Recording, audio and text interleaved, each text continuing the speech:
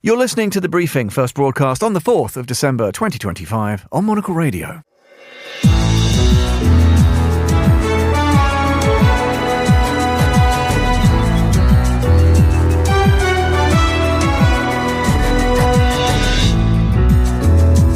Hello and welcome to The Briefing, broadcasting to you live from Studio One here at Maduro House in London. I'm Tom Edwards. Coming up on today's programme, what's it like being caught in the middle of US-Venezuela tensions? We'll speak with Monocle's Greg Scruggs in the Dominican Republic to find out.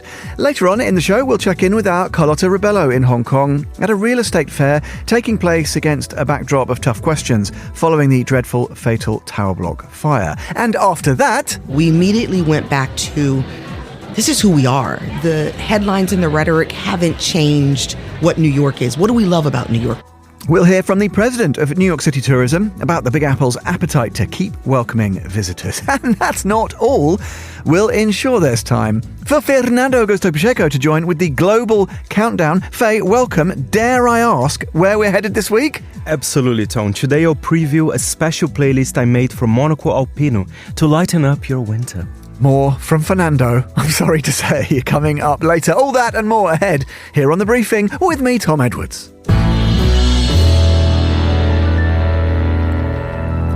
A very good evening, good afternoon, good morning, wherever in the world you are. Thanks for joining us on this Thursday edition of The Briefing on Monocle Radio. We're going to start in the Dominican Republic, which is rather caught in the middle of tensions between the United States and Venezuela. Joining us now, I'm delighted to say, is Gregory Scruggs, Monocle's Seattle correspondent, who currently finds himself in the Dominican Republic's capital of Santo Domingo. Greg, good morning to you. How are you? Buenos dias, buenas tardes.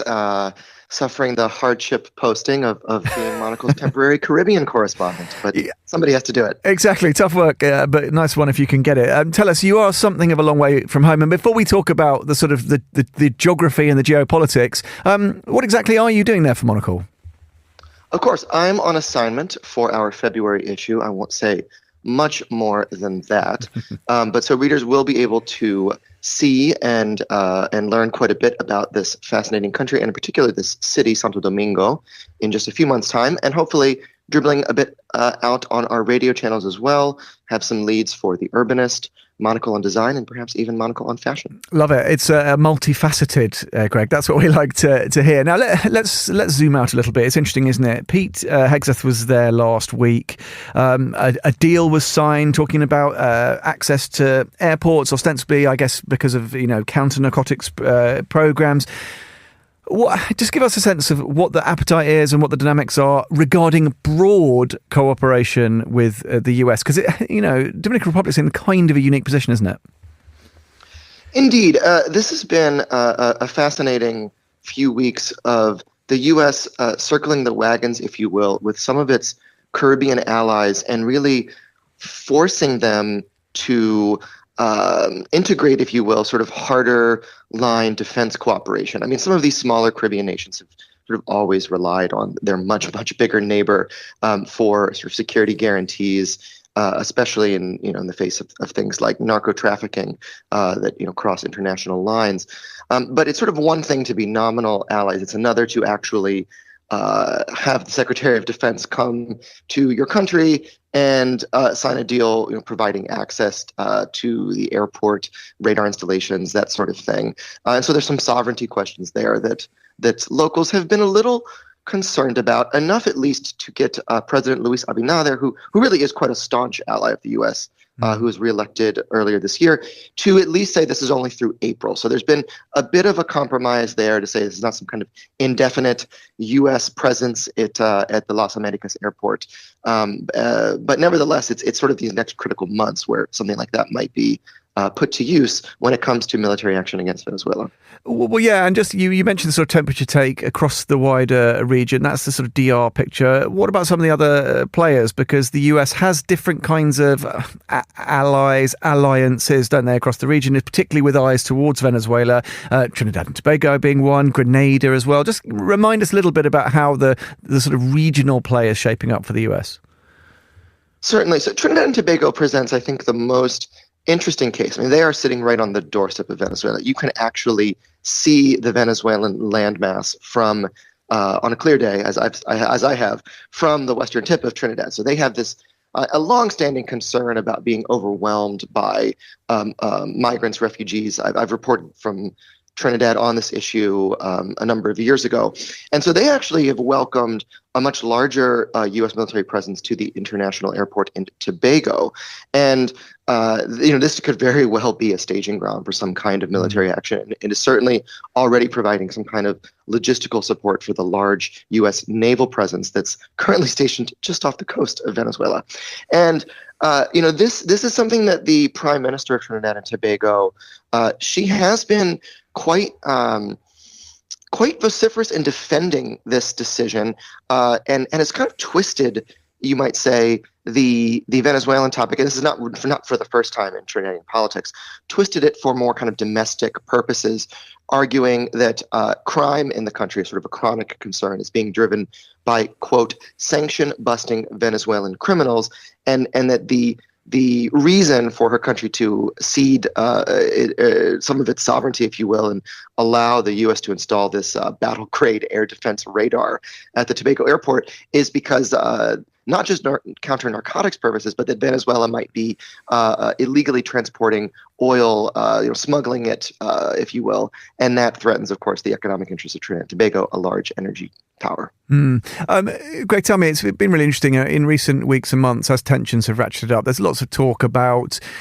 where we are in terms of potential hot conflict between US and Venezuela. I'm really interested to get your take, having been on the ground across the region a little bit more. Where are we on that journey? Because these countries are obviously at pains to underscore their strategic partnerships with the US, and that's part of this broader kind of pressure campaign, if you like, I suppose, on Caracas, but in geopolitical terms. Is there a feeling or a fear, or what's the discourse around the likelihood, the possibility of more of a hot conflict? I've been both scanning the regional media and, of course, having conversations here in Santo Domingo. And my sense is actually that the closer you are to Venezuela, with the exception perhaps of being in Venezuela itself, the more level-headed the tone is, much to my surprise. I mean, the English language U.S. press has been really seized by almost a kind of a war hysteria. I mean, it reminds me of some of the worst impulses that date back to the Spanish-American War, 1898, where the American media at the time, the famous Yellow Press, really pushed the country into a conflict with Spain over Cuba. And if I'm reading, Listín Diario, the Daily here in the Dominican Republic, they've been reporting, of course, on these tensions. But frankly, they're much more focused on issues with their neighbor Haiti, the gang issue there that is the other major pressing security concern in the Caribbean. Trinidad, of course, has been covering it, but not so much in there will be war, and more kind of the domestic political implications of these decisions. And even neighbors like Guyana, which earlier this year when we talked about it on Monocle Radio, Venezuela threatened Guyana and claims 2/3 of its territory as Venezuelan. You would think there might be some recognition of the prospect of a hot conflict. The local news there, the Staybrook Daily News, not a single mention of Venezuela. Panama focusing on the economic implications, the closed airspace, Copa Airlines being a major regional player. But and even in Colombia, which has a more left-leaning government, will be more sympathetic these days to Venezuela.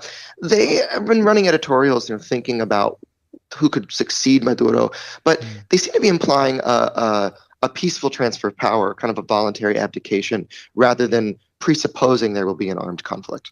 Greg, absolutely fascinating stuff.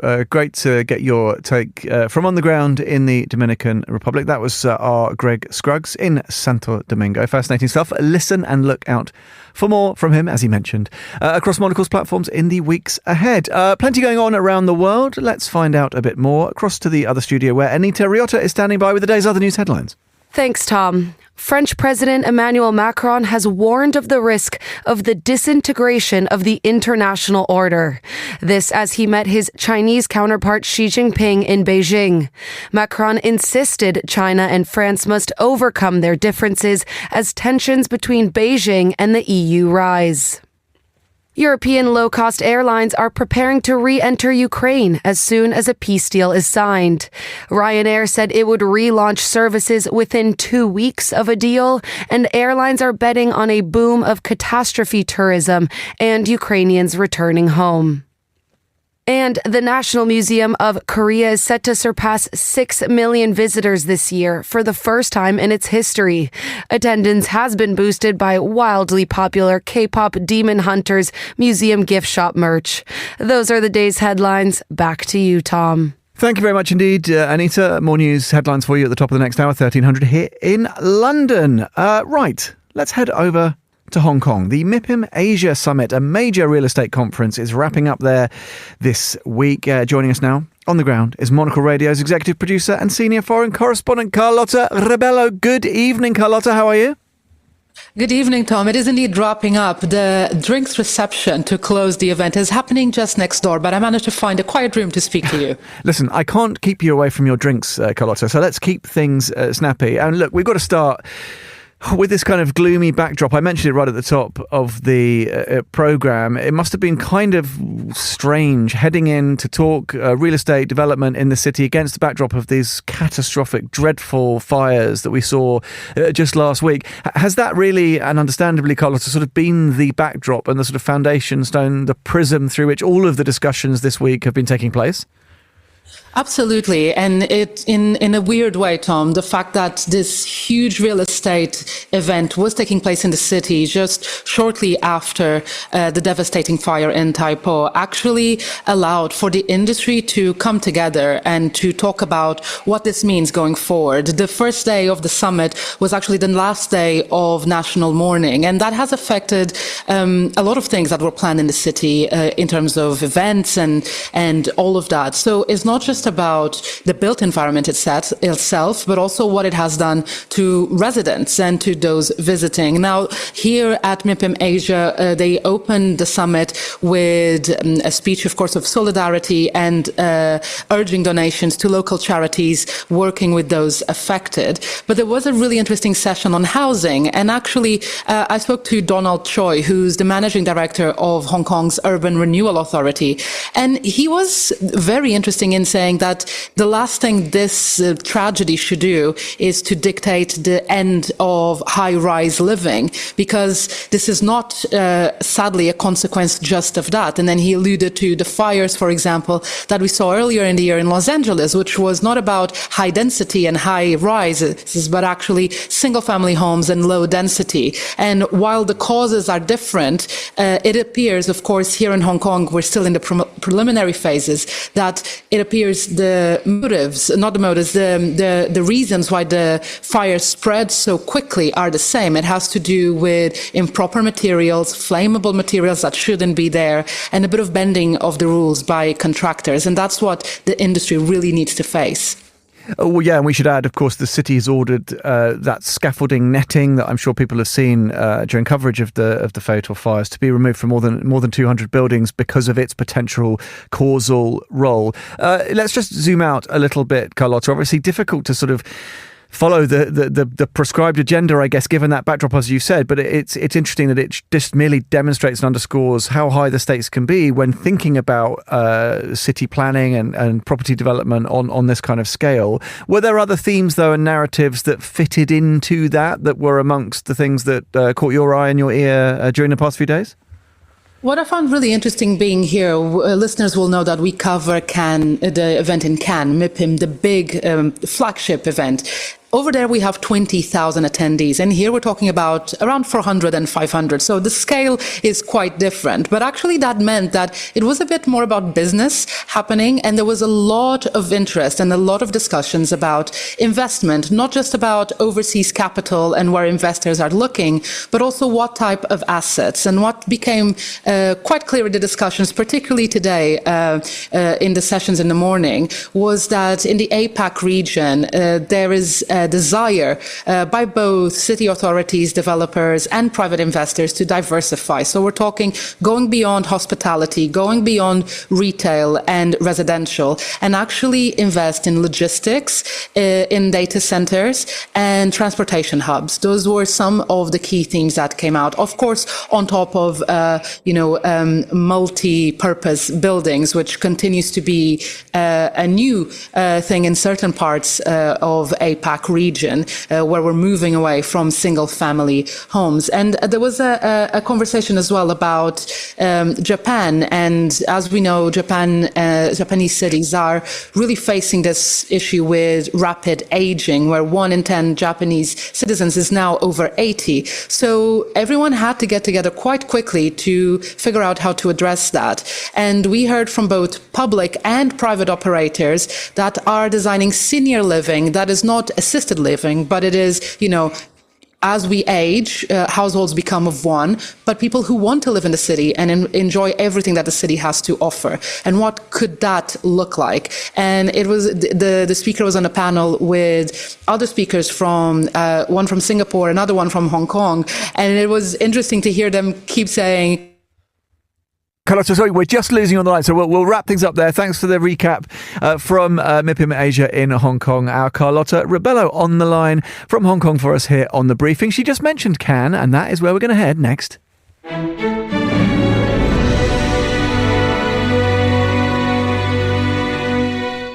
This is The Briefing on Monocle Radio, and it is to Cannes indeed we head. Cannes, as well as being home to MIPIM, is home to the international luxury travel market. That's what's there this week. Monocle Radio has a delegation on site, meeting some of the leading movers and shakers in the industry. Earlier, our Emma Nelson, who's there, caught up with Julie Coker, President and CEO of New York City Tourism, to discuss a year of Trump headlines, as well as her plans for the holiday season. So, of course, right now it's December, so it's the holiday season, which is the busiest time in New York City. So, one, if I'm honest, there's a lot of invitations to Christmas parties that are coming through, or holiday parties. So that has me... Who are you saying yes to? I'm trying to do as many as I can. This week, all of the holiday trees are being lit. So the one at Rockefeller Center is being lit, so that's big. You're not there. I'm not there. And what else are you going to? What are you saying yes to? So we have actually a gala on Monday, so I'm excited about that. I'm also going to the Reader's Choice Awards. I have family coming in town, so I'm going to the Rockettes. And I'm also going to go over to the Bronx Zoo on Sunday for their lighting. Brilliant. Okay, so this, ladies and gentlemen, is what the boss of New York City Tourism does come holiday season. We're ending 2025. When you suddenly realised which way the story was going nationally, what did you then do? What was being said in the meetings, and what were the strategies to ensure that a city as globally adored as New York still found its voice? I think the first thing you have to do is you have to breathe, and you have to remember what got you there. So you have to remember your foundation. So those of us that are new to New York, or the folks on our team that are born and raised in New York, we leaned into what we know, and what we know is New York. What we know is how New Yorkers respond. What we know is the Brooklyn Bridge is still amazing to walk over in the summer. What we know is to catch a Yankees game is fantastic. We know that it's all the buzz around the Met Gala. All of those things we know and love about New York, which is also what visitors love. I think it was a matter of defense, if you will. We immediately went back to, this is who we are. The headlines and the rhetoric haven't changed what New York is. What do we love about New York? We love the fact that you can go to a bodega. We love the fact that you can go to a food truck at 2 a.m. We love the fact that the subway sometimes is late, and it's only late when you're trying to get somewhere. We love the fact that everyone has their own favorite pizza amongst a staff of 100. All of those things still exist. So we really just had to pause and say, let's talk about what we love about New York. Let's talk about the Statue of Liberty and what it stands for. And that's what we did, honestly. We went back to our roots. We went back to what we know. So 2025 is wrapping up. The last time I checked, New York City is still standing. People are still flying into JFK and are still doing the tourism thing. I mean, there's a big smile on your face now, because I'm now giving you the opportunity to say, actually, we did it. How do you feel as the year wraps up? I am reminded of how resilient New York is. And I say that because I think, first quarter, if you talk to us January, February, March, we obviously would say things like, we're cautiously optimistic. We're going to take a wait and see approach. Cautious is not a word I've ever used to describe New York and its inhabitants at all. And as we moved throughout the year, as we moved into the summer, and it was absolutely bananas, and people were everywhere, and all of our sporting teams were all excited over attendance, and there was a line to get into the Empire State Building. We knew and we said to ourselves, all is well.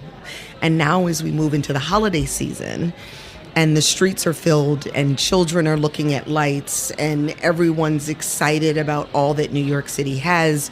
We had the Waldorf open this year, and that opening was absolutely fantastic. So a number of things really happened that made it be okay. The lighting of the tree at Rockefeller Center is happening. So I would say all is well with the world. So let's go into 2026. Okay, touch wood, we'll be all right until December the 31st, and then we start again. Yeah. So from what you've learned this year, what do you do taking it into next year? We don't take our foot off the gas. We keep pushing forward. First of all, 2026 is America's 250th birthday. Certainly to some countries that's pretty young, but for us, we're really going to lean into what the history tells us over the 250 years and how, especially in New York, we've always made history and will continue to make history. And one of the things that we talked about this year, which also is relevant for 2026, is from Times Square to the world. So many things happened in New York City that continue to permeate the world throughout this year and certainly into 2026. So we'll continue to lift up and amplify those stories that may not necessarily be known. A lot of the concentration around America's 250, especially in New York City, is going to be around Sailforth. And that's going to be around the 4th of July holiday, because that's the actual birth date of the United States. So there's a lot of tall ships that wouldn't normally be in the harbor are going to be in New York City. It's going to be amazing 4th of July. We also have the World Cup. We have 8 total matches, including the final. So that will really consume the summer, June, and then the final is July 19th. And we're partnering with New Jersey, so that's going to be very exciting. And you know what the World Cup will bring. Finally, you've been doing this for the best part of 3 decades. What's the one thing that you've learned that you know will see you through the next year and the next year and the next year, in terms of the way that we're in a big building full of luxury tourism? What's that one thing that gets you up in the morning and says, if I do this, we're going to be okay? Remember our mission of driving demand to the destination that I work for and how many people are dependent upon it. And so in short, failure is not an option. So every day that we get up, we think of a different way to tell stories, amazing stories about New York City, because close to 400,000 workers in New York City depend on it. They depend on the stories that we tell. And so that's what gets me up every day. That was Julie Coker, President and CEO of NYC Tourism, there in conversation with Monocle's own Emma Nelson at the International Luxury Travel Market in Cannes. You're listening to The Briefing here on Monocle Radio.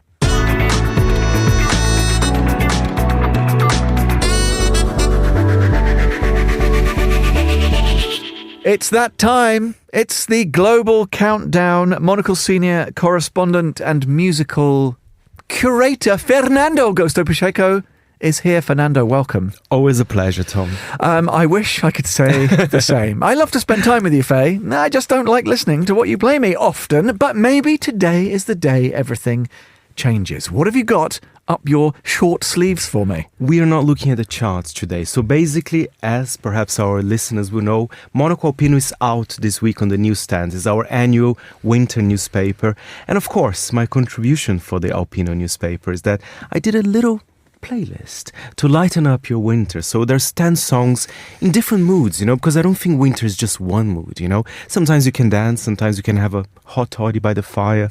A hot toddy? Yes. I misheard you. Carry on. Do you like a hot toddy, by the way? I mean, depends whether the fancy takes me, Fernando. Well, talking about hot toddies, I mean, we're going to start with the first song because I think this is very wintry. It's very cozy, very inviting. And this, a Polish musician, in fact, he's got a funny name and I'll explain to you why he's called like that. But first, from Gdansk, let's have a listen to Cinnamon Gum, It's Alright. Promise it won't be too long. If you just let me try, maybe it will feel right. Alright together, it's alright. Alright together. Fernando, there's some Michael Kiwanuka vibes there. Very much The Big Little Lies, of course. He did the theme song for it.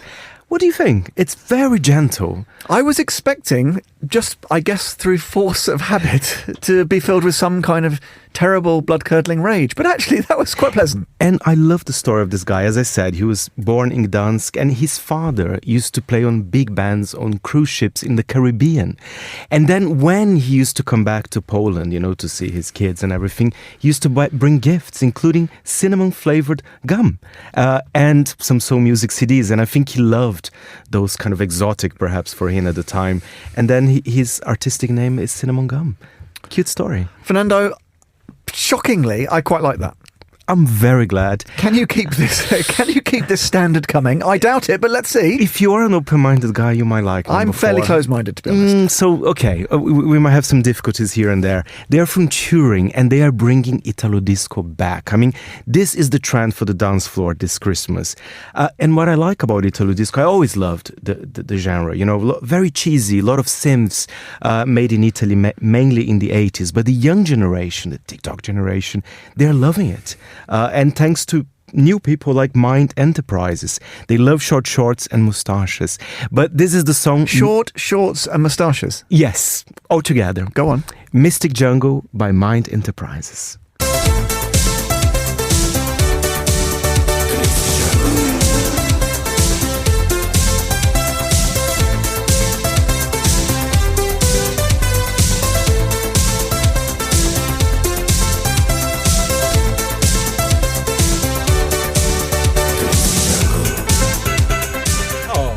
Fernando, it's like we're listening to the Human League. What's happened? It's fantastic and it's back and they have sold out tours everywhere. I actually been trying to get an interview with both of them, but they are so busy. It might happen next year. So they're very much in demand. And they're releasing new songs as well. So of course, it's a little bit of a pastiche from the 80s, but I think it's pretty cool. I'm thinking of Moroder. I'm thinking of Phil Oakey. I'm thinking of that level of luminary. And they look cool as well. You should Google Mind Enterprises if you're at home. It takes me back to when I was a young man in 1982, Fernando. I was very young. Let's move quickly on. You can't make this a triple threat, can you? What have you got for me at number 3? It is a triple threat. There's the only Christmas song here in this top 5. And you know what? This is my trend for Christmas this year. I want a sexy Christmas song. Velvety, beautiful vocals, and a proper classic. So here we're going back to the 50s. Even earlier in my... Even earlier. I was still in short pants then. It is the wonderful Urva Kid. I mean, what a woman. And the song is Santa Baby, of course. Boom, boom, boom, boom. Santa baby, I want a yacht, and really that's not a lot. Boom, boom. Been an angel all year, Santa baby, so hurry down the chimney tonight. Forget about hot toddies, give me a martini, The honeyed tones of Eartha Kitt. I would say second only to Nat King Cole, vibes-wise for me around this time of year, Fernando. I agree, and I think, as I said, this is what I want. Nothing against Mariah Carey, but I am a little bit tired of Mariah Carey and Wham. They play all the time on radio. So I think if you're listening to Monocle Radio, I think the vibe this year is more Urva Kitt than Mariah. We still have Mariah, but more Urva Kitt. I mean, I would just get shot of Mariah. From the playlist, From the playlist. Poor Mariah, we like you. More Eartha. Faye, I don't know what is occurring. Maybe I've had a blow to the head, but that's 3 out of 3. You're batting 1,000. What on earth is occurring? Can you reliably play me some absolute bilge pump effluent next? I hope you're going to like this one, because this has been my music obsession this year. Okay. The guy is from Egypt, and I think I need to describe how he looks like. He does wear a crocheted kind of white mask. You know, I think that's his style, so nobody saw his face. He was on the cover of GQ Middle East as well, wearing the famous mask. But he's such a talented musician, and his album mixes bossa nova, flamenco, Egyptian pop from the 90s. He's a big pop star there. I hope you like it. It's Too Late with Habibi Da.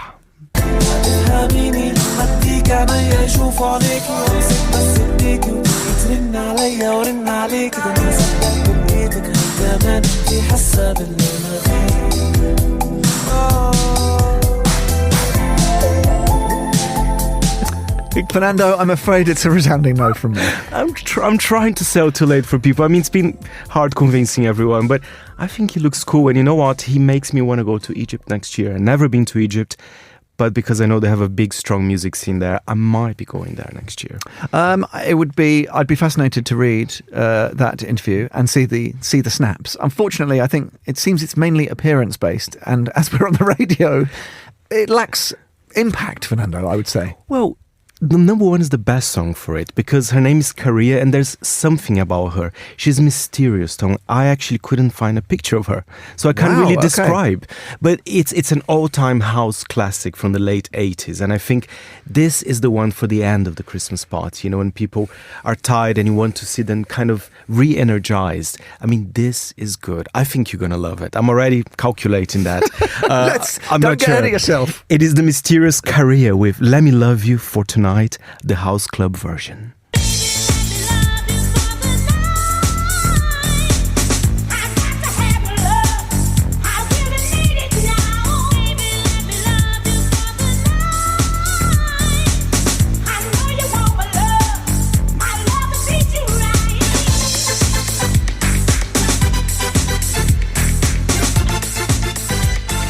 Can I call it masterful? Fair, I think you can. That I'm feeling sort of 88, 89, downtown Detroit Tom Edwards. 88, you are right. Oh, you were there. Go. You were there, Tom. I was very precocious in my musical tastes during the 80s. I mean, but you know, this is an amazing period of music, and it's still very much influential. So even if you hear the new artists today, you know, in the pop world, I mean, they've been heavily influenced by this. Done that in the 80s. Exactly. Fernando, is that, at 8 out of 10, is that your best ever performance in terms of tunes that are nominally acceptable to Tom Edwards? Honestly, I think so. I think today I did a remarkable job here. I'm rendered almost speechless. Just let that sink in for a moment. Hopefully Too Late was not listening. Well, let's see. We won't be able to see if he was angry, because he'd have his old crocheted mask on. Exactly. So he can hide his tears behind it. Maybe that's why he wears it. Exactly. Fernando goes to Pacheco, a top global countdown. Thank you very much for that. And just remind our listeners, if they want to dive into your playlist, how do they go about doing that? They should buy a copy of Monocle Opinion, which is out now, and of course will be out online as well. And there'll be more playlists to come by the end of the year. There's a playful look in his eyes, listeners. Don't miss out. Fernando Augusto Pacheco, thank you very much. Thanks to the rest of the team behind today's excellent edition of The Briefing. Here on Monocle Radio, our producer Chris Chomak, our researcher Joanna Moser, and our studio manager Christy O'Grady. We'll be back at the same time tomorrow, your Friday edition coming away at noon London time. But from me, Tom Edwards, and the rest of the Thursday team, that's your lot. Thanks for listening.